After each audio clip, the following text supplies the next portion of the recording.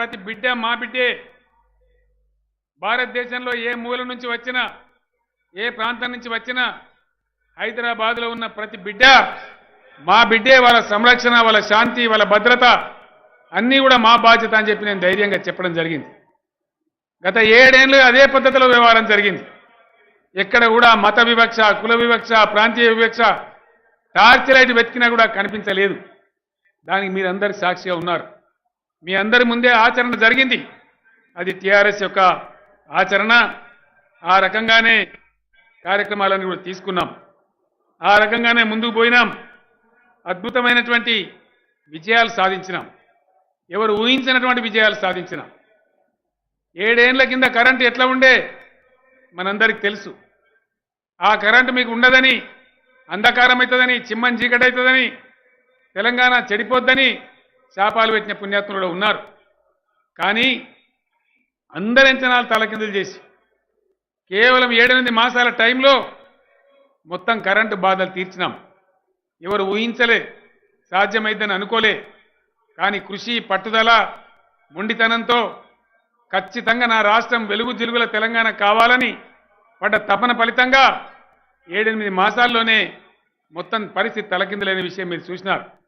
అంతకుముందు హైదరాబాద్లో ఏ షాప్కి పోయినా కానీ పెట్రోల్ కంపు, ఏ అపార్ట్మెంట్కి పోయినా జనరేటర్లు, ఇన్వర్టర్లు, కన్వర్టర్లు, స్టెబిలైజర్లు, ఎవరి ఇంటికి పోయినా కానీ కనపడే ముచ్చట. ఈరోజు లేవు. హైదరాబాద్లో జనరేటర్ లేదు, ఇన్వర్టర్ లేదు, కన్వర్టర్ లేదు, స్టెబిలైజర్ లేవు. కరెంటు కోసం బాధపడే పరిస్థితి లేదు. ఇది మీ కళ్ళ ముందు ఉన్నటువంటి సాక్ష్యం. ఇది అద్భుతంగా తెలంగాణ సాధించిన మొట్టమొదటి విజయం. ఆ తర్వాత ఈరోజు నేను గర్వంగా ప్రకటిస్తా ఉన్నా, భారతదేశ తలసరి విద్యుత్ వినియోగంలో 29 రాష్ట్రాలలో తెలంగాణనే నంబర్ 1 స్టేట్ అని చెప్పి, ఇది నా కవిత్వం కాదు, నా లెక్క కాదు, కేంద్ర ప్రభుత్వం ఇచ్చినటువంటి గణాంకాలు. Number 1 state per capital power యూజ్లో ఎవరంటే ఇలా తెలంగాణ రాష్ట్రం అని చెప్పి కేంద్రం ప్రకటించిందని నేను మనవి చేస్తా ఉన్నా. ఎక్కడున్న కరెంట్ ఎక్కడికి పోయింది? గట్టిగా మాటలతోనే పోయిందా? దీని వెనుక ఎంత తపన, ఎంత కృషి దాగి ఉంది అనేది మీరు గమనించాలని చెప్పి నేను కోరుతా ఉన్నా. టీఆర్ఎస్ ఏనాడు కూడా పాక్షిక నిర్ణయాలు చేయలే, పక్షపాత నిర్ణయాలు చేయలే.